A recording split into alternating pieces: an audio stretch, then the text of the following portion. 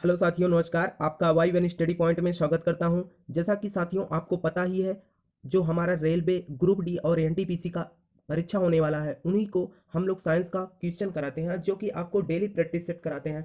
ठीक है साथियों, आइए शुरू करते हैं आज का सेशन। देखते हैं आज के सेशन में कितने ऐसे क्वेश्चन हैं जो कि आपको आ रहा है, और मैंने आपको बता दिया ये सब पिछले वर्षों में पूछे गए क्वेश्चन है साइंस के। ठीक है, तो आइए साथियों शुरू करते हैं।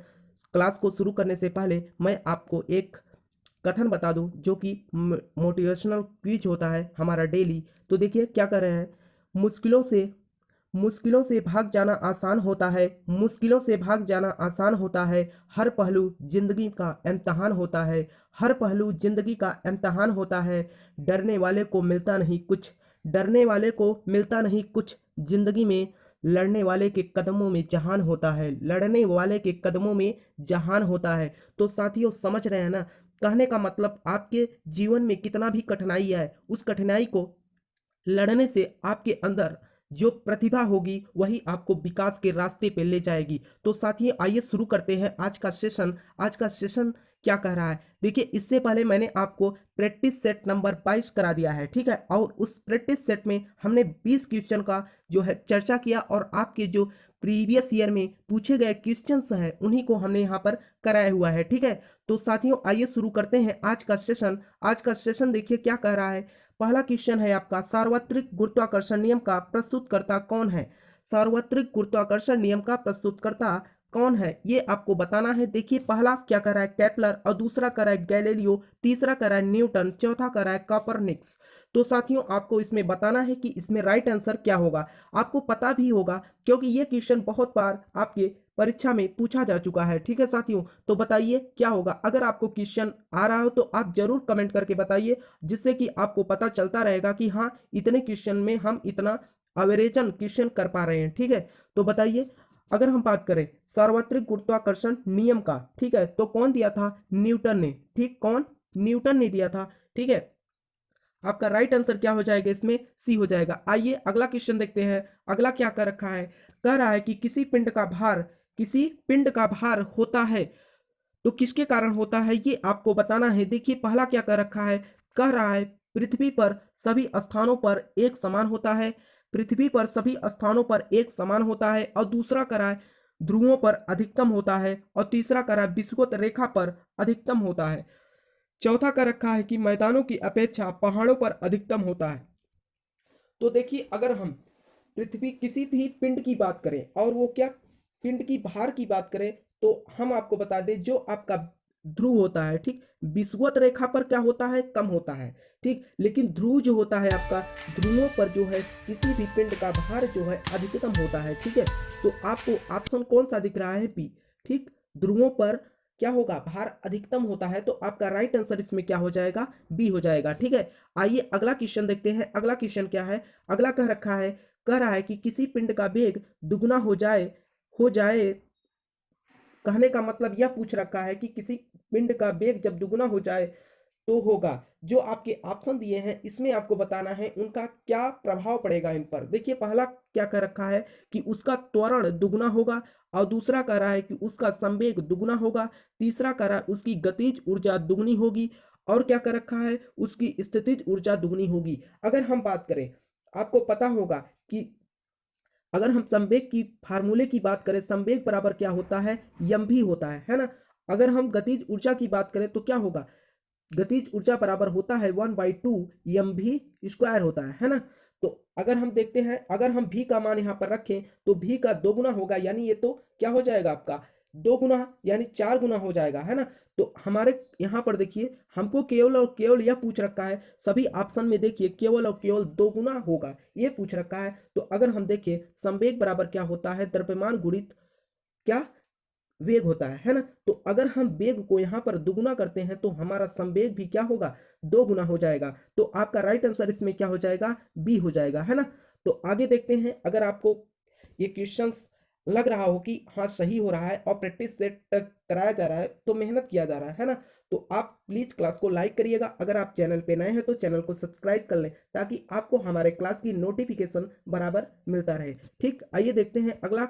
अगला क्वेश्चन क्या कह रखा है, कह रहा है कि पहाड़ पर चढ़ते समय व्यक्ति आगे झुकता है क्योंकि, आप जनरली तौर पे पहाड़ों पर ही नहीं, आप देखते होंगे कहीं पर अगर जमीन ऊंचा रहे उस कंडीशंस में अगर आप चढ़ते हैं तो क्या करते हैं, अपनी पहाड़ों की तरफ ही क्या झुक जाते हैं। अब आखिर झुकते क्यों हैं, क्या कारण है झुकने का, यही आपसे क्वेश्चन में पूछ रखा है ना।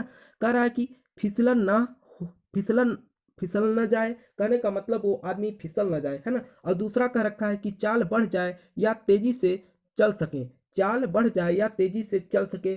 ठीक। और तीसरा क्या कर रखा है, थकान कम हो। चौथा कर अस्थायित्व वृद्धि हो। देखिए, अगर आप झुकते नहीं है, अगर मतलब कहने का मतलब जैसे कि झुकना और सीधा रहना, अगर आप सीधे स्थिति में चलेंगे तो स्वाभाविक सी बात है आपको क्या पीछे की तरफ आप गिर सकते हैं। ठीक है।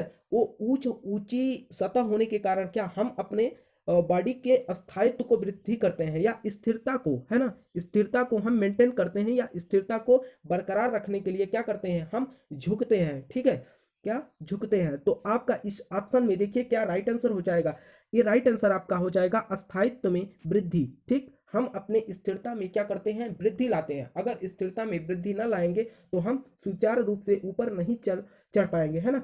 तो आगे देखिए, आगे क्वेश्चन क्या कर रखा है, इसका राइट आंसर तो आ ही गया, डी होगा। ठीक है।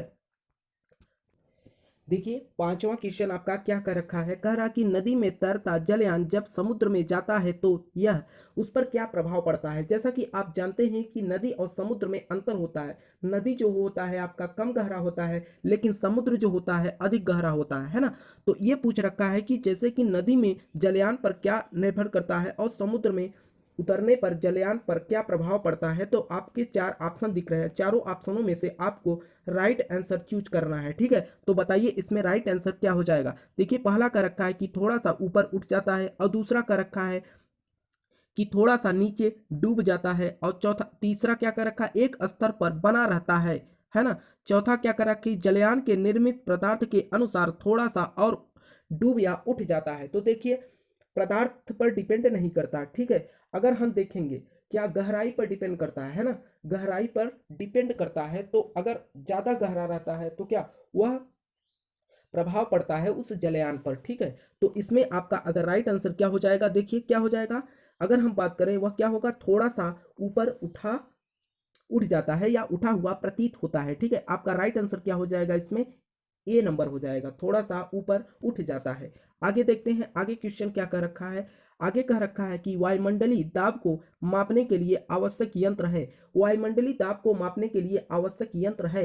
देखिए पहला ऑप्शन क्या कर रखा है कि द्रव घनत्व मापी, और दूसरा कर रखा है पैरो मापी, और तीसरा कर रखा है आर्द्रता मापी, चौथा कर रहा है ऊंचाई मापी। अगर हम बात करें, है ना, वायुमंडलीय दाब को मापने के लिए आवश्यक यंत्र की बात करें तो ये क्या हो जाएगा, बैरो मापी हो जाएगा। ठीक है, आपका राइट आंसर क्या हो जाएगा, बी। इसमें केवल और केवल आपको याद ही करना पड़ेगा, है ना, क्योंकि ये वायुमंडलीय दाब को मापने का काम अगर कहीं पर भी पूछे तो आप क्या बताएंगे, बैरो मापी। ठीक, आगे देखते हैं आगे क्वेश्चन क्या है। आगे का रखा है कि किसी पिंड का अधिकतम भार होगा, किसी पिंड का अधिकतम भार होगा कहाँ पर होगा। तो देखिए पहला का रखा है कि वायु में, और दूसरा का रहा है जल में होगा, तीसरा का रखा है हाइड्रोजन में होगा, चौथा का रहा है निर्वात में होगा। अगर हम बात करें, है ना, कि इस कहाँ पर सबसे अधिक भार होगा, तो देखिए अगर जो निर्वात होता है, ठीक, निर्वात के कंडीशंस में हम भार वहां पर क्या, क्योंकि वहां पर वायुमंडल न तो वायु होता है, न तो जल होता है, न तो हाइड्रोजन। कहने का मतलब कोई भी वायुमंडलीय जो पदार्थ होते हैं वो उपस्थित नहीं होते। ठीक, वो निर्वात होता है। ठीक, तो हमारे कहने का मतलब किसी पिंड का अधिकतम भार अगर हम बात करें कहाँ होगा, निर्वात में हो जाएगा। ठीक, आपका राइट आंसर क्या होगा, डी होगा। आगे देखते हैं आगे क्वेश्चन क्या कर रखा है। आगे कह रखा है कि निम्नलिखित में से ऊष्मा का सबसे अच्छा चालक है। निम्नलिखित में से ऊष्मा का सबसे अच्छा चालक है। इन चार ऑप्शनों में आपको बताना है कि सबसे अच्छा चालक कौन सा है ऊष्मा का। देखिए पहला का रखा है कि जल का, और दूसरा का रखा है पारा, तीसरा का रहा ईथर, चौथा का रहा अल्कोहल। अगर हम बात करें, है ना, जैसे कि आप देखते हैं थर्मामीटर, है ना, जो थर्मामीटर चेकिंग के लिए लगाया जाता है, जैसे कि बुखार उखार चेक करने के लिए, है ना, उपयोग करते हैं, तो देखिएगा उसमें जो कांच की स्लाइड होती है उसमें पारा भरा होता है, और ये क्या होता है, ऊष्मा का बहुत ही अच्छा चालक माना जाता है। ठीक, तो इसीलिए वहां पर हम क्या करते हैं, पारा का उपयोग करते हैं। तो इस क्वेश्चन में आपका राइट आंसर क्या हो जाएगा, पारा हो जाएगा, है ना। ऊष्मा का सबसे अच्छा चालक क्या होता है, पारा होता है। ठीक है, आगे देखते हैं आगे क्वेश्चन क्या कर रखा है। आगे कह रखा है कि निम्नलिखित में से किसमें ऊर्जा सीधे ही प्राप्त होती है। कहने का मतलब डायरेक्टली उससे हम क्या प्राप्त कर लेते हैं, ऊर्जा प्राप्त कर लेते हैं। इन चार ऑप्शनों में से आपको बताना है। देखिए पहला का रखा है सूर्य से, और दूसरा का रखा है समुद्र से, और तीसरा का रखा है अंतरिक्ष, चौथा का रहा है वायुमंडल। अगर हम बात करें, है ना, डायरेक्टली अगर हम जो ऊर्जा प्राप्त करते हैं वो किससे कर सकते हैं, सूर्य से। जैसे कि आप जानते हैं कि सौर पैनल लगाया जाता है, ठीक। सौर पैनल क्या, वो डायरेक्टली जो सूर्य की प्रकाश आती है उसको हम क्या कर लेते हैं, डायरेक्ट इलेक्ट्रिक में कन्वर्ट कर लेते हैं, है ना। तो आपका राइट आंसर क्या हो जाएगा इसमें, ए हो जाएगा, सूर्य। ठीक, आगे देखते हैं आगे क्वेश्चन क्या कर रखा है। आगे कह रखा है कि समतल दर्पण द्वारा बना प्रतिबिंब होता है। जो समतल दर्पण होता है, जिसे हम और आप क्या बोलते हैं, आईना के नाम से भी बोलते हैं, सीधा होता है। एक तरफ क्या होता है, कलई रहता है, और एक तरफ क्या, चिकना सतह रहता है। तो इसमें आपको बताना है कि समतल दर्पण द्वारा बना प्रतिबिंब होता है, वो कैसा प्रतिबिंब बनता है। तो देखिए आपको बताना है, पहला का रखा है कि वास्तविक होता है, और दूसरा का रखा है आभासी होता है, और तीसरा का रखा है पटल पर बन सकता है, और चौथा का रखा है वस्तु से जरा छोटा होता है या थोड़ी सी छोटी होती है। तो अगर हम बात करें, जो समतल दर्पण से जो आपके प्रतिबिंब बनते हैं वो आभासी होते हैं, ठीक, वास्तविक नहीं होते। ठीक, आपका राइट आंसर क्या हो जाएगा, बी हो जाएगा। अब देखिए ये रहा आपका 10 क्वेश्चन हमने इस प्रैक्टिस सेट में कराया है आपको। और आपको पता है कि हर सेशन में हम आपको एक क्वेश्चन पूछते हैं, और ये क्वेश्चन आपका क्या है, कह रखा है कि मानव शरीर में सबसे बड़ी हड्डी कौन सी होती है। इस क्वेश्चन का जवाब आपको बताना है कमेंट करके। और आपको यह क्लास अच्छी लगी हो तो क्लास को प्लीज लाइक करिएगा। अगर आप चैनल पे नए हैं तो चैनल को सब्सक्राइब कर लें, ताकि आपको हमारे क्लास की नोटिफिकेशन बराबर मिलता रहे। तब तक के लिए नमस्कार।